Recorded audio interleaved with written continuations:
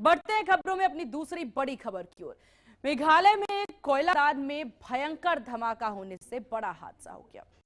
इस दुर्घटना में कम से कम 18 मजदूरों की मौत हो गई, जबकि अभी और भी लोगों के होने की आशंका जाहिर की गई है।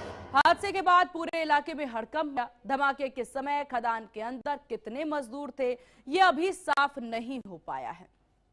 आपको बता दें कि रेड हॉल माइनिंग में हुई सुरंगें और खोदी जाती हैं, जिनकी ऊंचाई तौर पर 3 से 4 फीट होती हैं।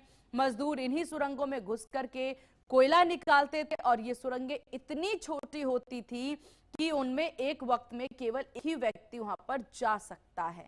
एनजीटी ने साल 2014 में मेघालय में रेड हॉल कोयला खनन और अवैज्ञानिक खनन तरीकों पर रोक लगा दी थी। ये रोक पर्यावरण को होने वाले नुकसान और मजदूरों की सुरक्षा को देखते हुए खास तौर पर लगाई गई थी। अब ये बड़ा हादसा हुआ है। इस रोक के बाद भी आखिरकार ये हादसा कैसे हुआ, क्या हुआ, ये एक बड़ा सवाल है। और चलिए आपको ग्राफिक्स के जरिए बताते हैं कि आखिरकार ये हादसा हुआ कैसे है, क्या हुआ है, उसे हम समझते हैं।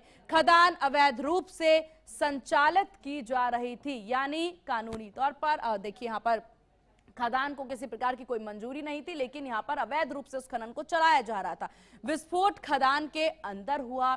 ये खदान जो होते हैं, सुरंग जो होते हैं, इतने छोटे होते हैं कि एक समय पर एक व्यक्ति और एक व्यक्ति का भी उसमें घुसना बहुत मुश्किल होता है।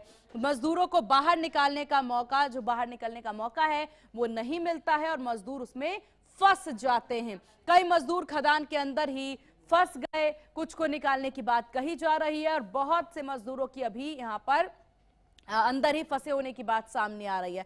जांच में सुरक्षा नियमों के उल्लंघन के भी सबूत मिले हैं कि सुरक्षा मानकों का भी उल्लंघन किया जा रहा है, नियम का साफ तौर पर उल्लंघन किया जा रहा है और यही सारे मुख्य वजह हैं जो ये पूरा हादसा हुआ है। अब जांच में आगे क्या कुछ चीजें आती है, देखिए अब इस पूरे मामले पर कार्रवाइयां भी देखने को मिलेंगी, जहां पर परिजन से लेकर के क्या कहा है। देखिए पीएम मृतकों के लिए 2 लाख रुपए जो हैं वो परिजनों को देते हुए नजर आएंगे। मृतकों के जो परिवारजन हैं उनको 2 लाख, पीएम के द्वारा घायलों को 50,000 रुपए दिया जाएगा। उसके बाद मेघालय सरकार मृतकों के लिए 3 लाख की बात कह रही है।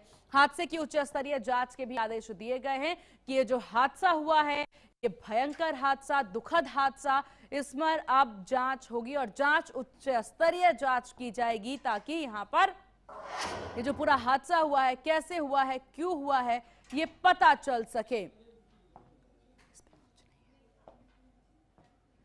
तो कैसे हुआ ये हादसा, देखिए खदान अवैध रूप से संचालित की जा रही थी। विस्फोट जो है खदान के अंदर हुआ है।